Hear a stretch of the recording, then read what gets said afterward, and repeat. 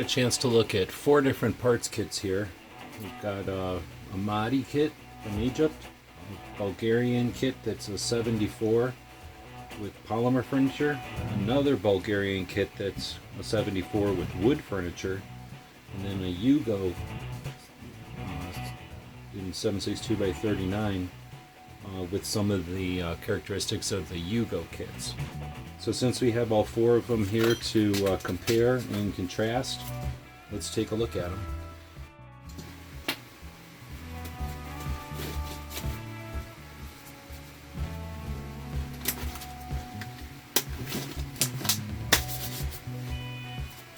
So, pistol grips.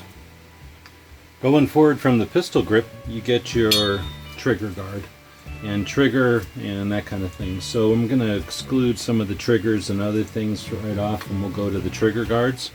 So this is what it looks like when your trigger guard is still attached to the receiver. Normally, of course, there's not a cut here, but this one has been demilled, so there's a cut with a certain dimension here that has to be missing. But this example of a Bulgarian more modern kit, everything's been cleaned and removed nicely. This looks like it's a brand new thing. A brand new thing would be unblued. It would be raw metal. This one is the equivalent because it's been demilled so well. Probably all the grinds in the back and they just popped through. So this guy just pops right off.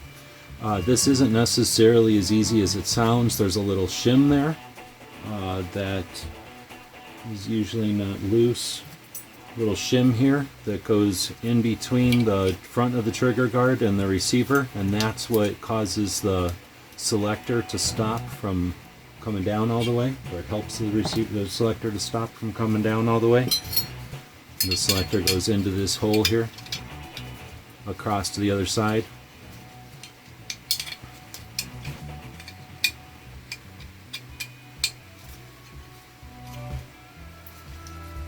Come forward there, and then it would stop on this little detent there, and that shows you how the safety, and that's why this is a keyhole, because of the shape of the safety there, goes through and then attaches to this side, comes through and is actually sticking out quite a bit normally. This is typically broke like this, and it's a lot of times torch cut, so it's a lot rougher cut and then be thrown into a bag. The G kits are notorious for this, and then this stuff can get all cattywampus. A lot of times this gets all bent out of shape, and sometimes it just gets twisted funny. So this one's in good shape and it's been treated nicely. You can see where the pieces are missing to create the lack of dimensions, so that's not possible really, or it's useless to try to weld this thing back together because it's missing pieces. So grab this little piece of paper back. The trigger guard is typically attached like this, and when it's demilled from a real rifle, it'll still have its magazine thing riveted and with the spring still on it, which is nice. This guy has been removed completely, so it's actually been taken apart. It's not the biggest thing in the world. You basically just take tension off by jamming a screwdriver in there, and then the pin will come out. I thought they were just sitting in there. Maybe they are pinned. It's been a while since I put one together. But when you have one that's already put together, you don't have to ever deal with this. That's why I'm not familiar with it. Normally you just take these rivets out and then you rivet it to the new receiver and you leave all this stuff together like this. But to put it together or to take it apart, this one doesn't even have its holes. So this one was a gun and it was taken apart. This one doesn't even have the holes drilled. I'm assuming because, again, the AK can kind of have some tolerances. So when they put it all together, perhaps that's one of the later things so that they can insert a mag and get it where they want it. Not really sure. So trigger guards. Going forward from the trigger guard, you've got the latch. I think there might be some variation in the latch, but I'm not going to be able to describe too much of it here except to show you these two that are examples of the Mahdi and then the Bulgarian. Fairly similar. There might be some variation there. There's some variation in the bend of the trigger guard, for example. Coming forward from there, we did hammer, so let's get into, or we did the pistol grips. Let's get into triggers just a little bit. The triggers are complicated, and there's a lot going on in there. We can't use the triggers, so I pay very little attention to them. We use semi-auto triggers for a couple of reasons. Because of the semi-auto, full auto issue, there's no point in having a full auto trigger part in there. But also because of the 922R laws, it's useful to have the three components of the trigger: the sear, the hammer, and the disconnect, I think, are the three parts that the trigger uses. So by buying a US trigger kit like this one from Pioneer Arms, you've got your hammer, you've got your trigger, and then you got a sear that's already installed in the trigger, and then you've also got a clip, a retention clip that holds the pins in the receiver.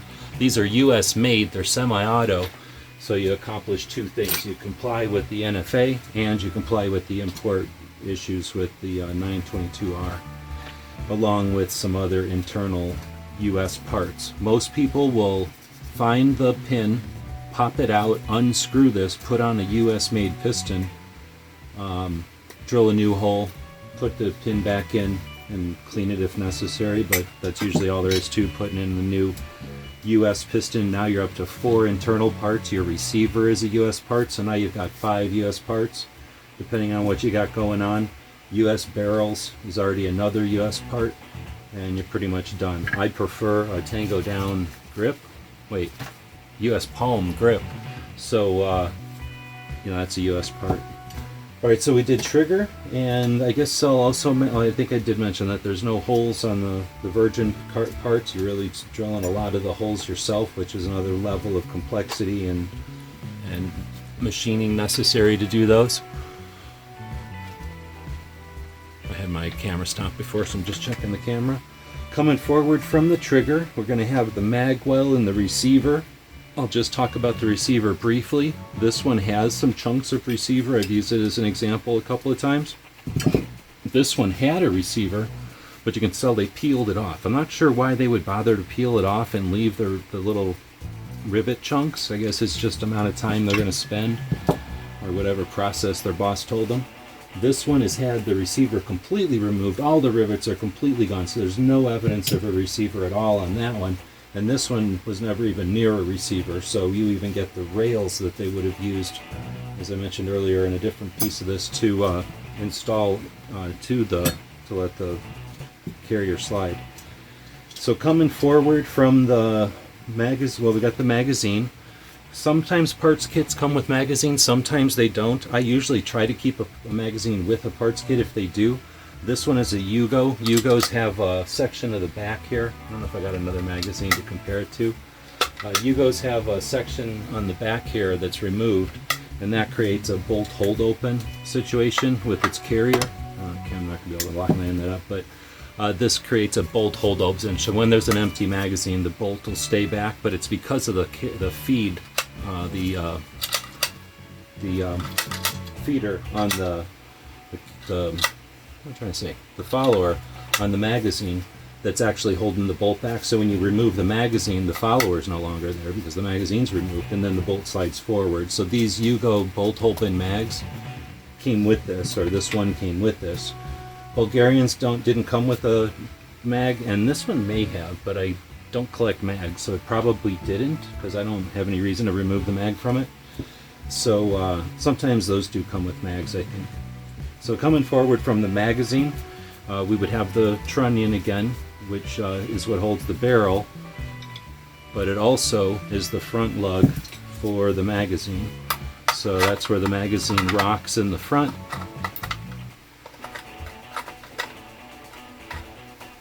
This one has some burrs on it, so it's not going to engage well, but I'll use this. The magazine's going to come up and engage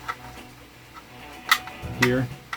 The barrel's going to be in here, and then there's sometimes a feed ramp placed in here. That one should be on these It's drilled and riveted on the front of this one. I guess the 7.62 doesn't need it, maybe. And then you can see it in place on this one as well.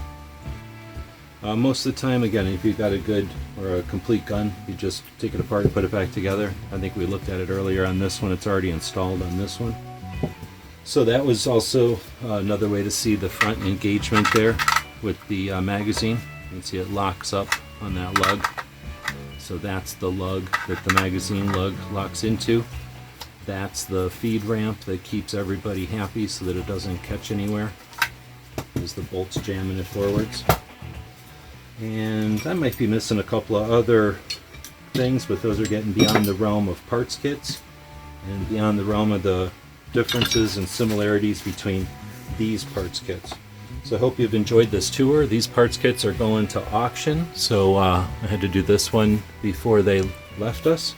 But hopefully they'll pay a bunch of bills off and we'll get back on the road and experience more of our gun community out there.